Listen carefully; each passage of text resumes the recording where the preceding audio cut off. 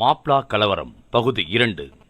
முஸ்லிம்கள் வெகு சீக்கிரமாக சகஜமான முறையில் மதமாற்றம் நடத்தும் காரணத்தால் அவர்களின் எண்ணிக்கை அதிகமாகிவிட்டது.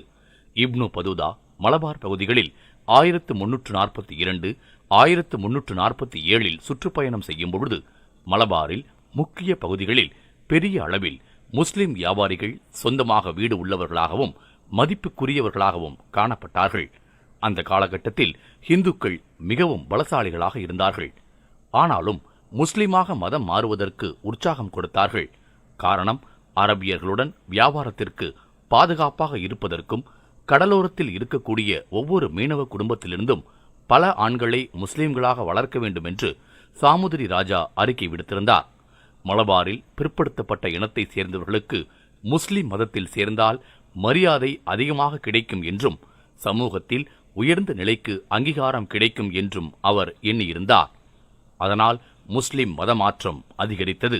மார்ச் 1789 19,000 படைகளுடன் திப்பு சுல்தான் ஆக்கிரமித்தார். அங்கிருந்த 2,000 வீரர்கள் கொண்ட படை அவர்களை எதிர்த்து நின்றது.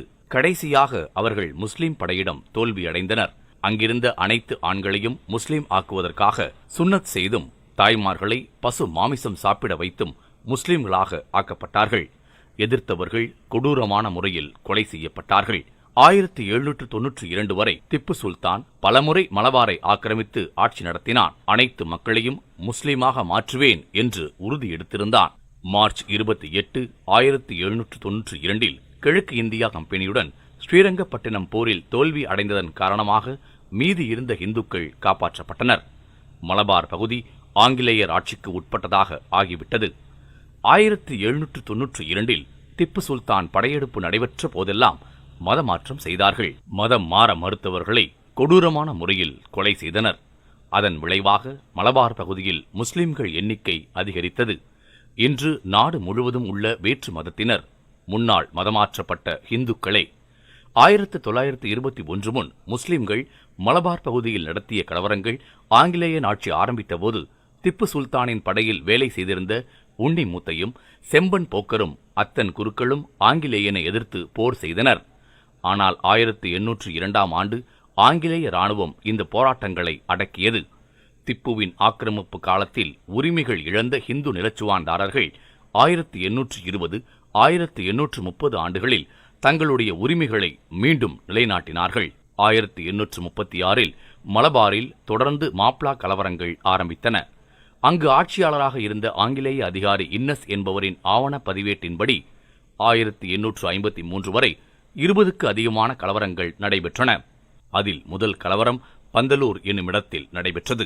இந்த இடம் இன்று மலப்புரம் மாவட்டத்தில் உள்ளது. முதலில் ஏரநாடு பகுதியைச் சேர்ந்த கலங்கன் குஞ்சோளன் சக்கு பணிக்கர் என்ற ஜோதிடரை கொலை செய்தார். அத்துடன் அவருடன் இருந்த 3 நபர்களும் படுகாயமடைந்தார்கள். கலவரக்காரர்கள் நென்மினி மலையில் தலைமறைவாக இருந்தார். 2 நாட்களுக்கு பிறகு ஆங்கிலேய காவலர்கள் கடும் முயற்சியில் சுட்டுக் கொல்லப்பட்டான். 1840 மீண்டும் ஒரு கலவரம் நடைபெற்றது. பெரும்பள்ளி என்ற ஊரில் இருந்த நம்பூதிரியை கலவரக்காரர்கள் கொலை செய்தார்கள். அவர்களிடமிருந்த வேலைக்காரர்களையும் கொலை செய்தார்கள். அவர்களுடைய வீடுகள் தீக்கிரையாக்கப்பட்டன. கலகக்காரர்கள் அந்த பகுதியில் இருந்த இந்துக்களை அவர்களின் வீட்டிலிருந்து விரட்டிவிட்டு அந்த வீடுகளில் முஸ்லிம்கள் குடியேறினார்கள். பல நாட்களுக்கு பிறகு ஆங்கிலேய காவல்துறை கலவரக்காரர்களை அடக்குவதற்கு போராடியது. சாதாரணமான முறையில் தீர்வு காண கடினமாகியது என்பதால் துப்பாக்கிச் சூடு நடத்தி அவர்களை சுட்டுக் கொன்றது. அதே பகுதியில் மொய்தீன் குட்டி என்ற ஒரு முஸ்லிம் தாஜ் பணிக்கர் என்பவரை கொலை செய்தான். அந்த கொலைகாரன் அங்கிருந்து தப்பித்து பக்கமிருந்து ஒரு பள்ளிவாசலில் பதுங்கினான். அவனுடன் ஏராளமான முஸ்லிம்கள் இருந்தனர். அங்கும் காவல்துறையினர் துப்பாக்கிச் சூடு நடத்தினார்கள். 1843 கண்ணஞ்சேரியில் நடைபெற்ற கலவரத்தில் ஆலியத்தனும் 5 நபர்களும் சேர்ந்து திருரங்காடி பகுதியின் அதிகாரியாக இருந்த காப்ராட் கிருஷ்ண பணிக்கர் என்பவரை கொலை செய்தார்கள். அங்கு கலவரத்தை அடக்குவதற்கு 50 ஆங்கிலேய இராணுவ வீரர்கள் வந்திருந்தார்கள். அந்த போராட்டத்தில் ஒரு சுபேதார் மற்றும் 3 காவலர்களும் கொலை செய்யப்பட்டார்கள். 7 காவலர்களுக்கு படுகாயம் ஏற்பட்டது. இதன் விளைவாக திருரங்காடி பகுதியில் இந்து முஸ்லிம் கலவரங்கள் அதிகரித்தன. மஞ்சேரி பகுதியில் 1843 நடைபெற்ற கலவரம் மிக கொடூரமாக இருந்தது. பல நம்பூதிரி குடும்பங்கள் அடியோடு அழிக்கப்பட்டன. அங்கிருந்த இந்து கோயில் நாசமாக்கப்பட்டது. மலபார் 43 ரெஜிமெண்ட் நாட்டு காவலருடன் காட்டன் வாட் என்பவர் இந்த கலவரத்தை அடக்குவதற்காக வந்தார். ஆனால் ஆரம்பத்தில் காவலர்களுக்கு அதிகமான காயங்கள் ஏற்பட்டதும் அவர்கள் திரும்பி போக ஆரம்பித்தனர். ஆனால் மற்ற பகுதிகளிலிருந்து வந்த காவலருடன் சேர்ந்து பெருந்தல் மன்னா பகுதியில் பெரிய சண்டை நடைபெற்றது. அதில் கலவரக்காரர்கள் 64 நபர்களும் கொல்லப்பட்டார்கள். இதுவே அந்த காலகட்டத்தில் நடைபெற்ற பெரும் கலவரம். 1851 குளத்தூர் பகுதியில் நடைபெற்ற கலவரத்தில் நூற்றுக்கணக்கான இந்துக்களின் வீடுகளை தீயிட்டு கொளுத்தினார்கள். வயதானவர்களை கூட எந்தவித ஈவு இரக்கமின்றி படுகொலை செய்தார்கள். பல கலவரக்காரர்கள் பக்கத்தில் உள்ள காடுகளுக்கு சென்று மறைந்திருந்தனர். ஆனால் இந்துக்களின் வீட்டிலேயே வேலை செய்து கொண்டிருந்த முஸ்லிம்களே கலவரக்காரர்கள் வரும்பொழுது அவர்களை காட்டியும் கொடுத்தனர். இந்த கலவரத்தில் 4 ஐரோப்பிய காவலர்களும் 2 உள்ளூர் காவலர்களும் காலமானார்கள். அதே ஆண்டு நடைபெற்ற கோட்டயம் தாலுகா பகுதியில் நடந்த கலவரத்தில் ஒரு ஹிந்து நிலக்கிழார் வீட்டிற்கு 80க்கும் அதிகமான கலவரக்காரர்கள் வந்தார்கள். அந்த வீட்டில் இருந்த 18 நபர்களை அவர்கள் படுகொலை செய்தனர்.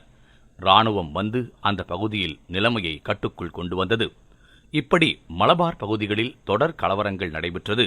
குறிப்பாக முஸ்லிம்கள் அங்கு இருக்கக்கூடிய இந்துக்களின் மீது நடத்திய தாக்குதல்கள், ஆலயங்களை அழிப்பது, சொத்துக்கள் சூறையாடுவது, இதையெல்லாம் பார்த்து ஆங்கிலேய அரசு இதை நிறுத்த பல யோசனைகள் செய்தார்கள்.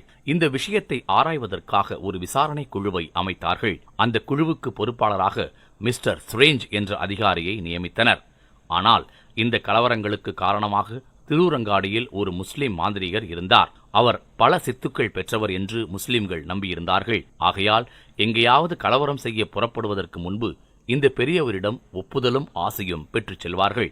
இதை தெரிந்து கொண்ட மலபார் கலெக்டராக இருந்த மிஸ்டர் கொன் நோலி என்ற ஆட்சியாளர் அந்த முஸ்லிம் நபருடன் பேச்சுவார்த்தை நடத்தினார். அதன் அடிப்படையில் அவர் மலபாரை விட்டு அரபு நாட்டுக்கு செல்வதாக முடிவெடுத்து அவர் அங்கிருந்து புறப்பட்டு கோழிக்கோடு சென்று கப்பலில் அரபு நாட்டுக்கு சென்றார். இது நடந்தது 1855. கோழிக்கோடு ஜெயிலிலிருந்து 1855 ஆகஸ்ட் மாதம் 4ஆம் தேதி மாப்ளா கலவரக்காரர்கள் தப்பித்து வந்தார்கள். அவர்கள் பல நாட்கள் காட்டுப்பகுதிகளில் சுற்றிவிட்டு செப்டம்பர் மாதம் 12ஆம் தேதி கலெக்டர் தங்கியிருந்த பங்களா பக்கம் வந்தார்கள். இரவு 8 மணி அளவில் அவர்கள் பங்களாவிற்குள் நுழைந்தார்கள். சாதாரணமாக மாலை நேரத்தில் வீட்டு முன்பக்கம் மனைவியுடன் உட்கார்ந்து பேசுவது மிஸ்டர் கொன்னோலியின் பழக்கம். மாப்ளா கலவரக்காரர்கள் அவரை திடீரென சூழ்ந்து கொண்டு வெறித்தனமாக வாளால் வெட்டி கொலை செய்தார்கள். பிரேத பரிசோதனை செய்தபோது அவர் உடம்பில் 27 வெட்டுக்காயங்கள் இருந்தன. இவர்தான் முஸ்லிம் சித்தர் அரபு நாட்டுக்கு செல்ல காரணம் என்ற காரணத்தினால் முஸ்லிம்களால் கொலை செய்யப்பட்டார். இந்த கலவரத்திற்கு என்ன காரணம் என்று ஆராய்ந்த அரசாங்க குழுவினர் அரசுக்கு அறிக்கை கொடுத்தார்கள். அந்த அறிக்கையில் முஸ்லிம்கள் அல்லாதவர்களை கொலை செய்வதும், அவர்களுடைய சொத்துக்களை எடுத்துக் கொள்வதும், பெண்களை சொந்தமாக்குவதும் இஸ்லாம் முறைப்படி தப்பில்லை என்று இந்த முஸ்லிம்களுக்கு கற்றுக் கொடுத்துள்ளார்கள் மத வெறியர்களான மௌல்விகள். மத குருக்களான இவர்கள் சாதாரண முஸ்லிம் இளைஞர்களை இந்த கொடூரமான செயலுக்கு ஊக்குவித்தனர். நிலக்கிழார்கள் சம்பந்தப்பட்ட எந்த ஒரு போராட்டங்களும் எங்கும் நடந்ததாக விவரங்கள் இல்லை.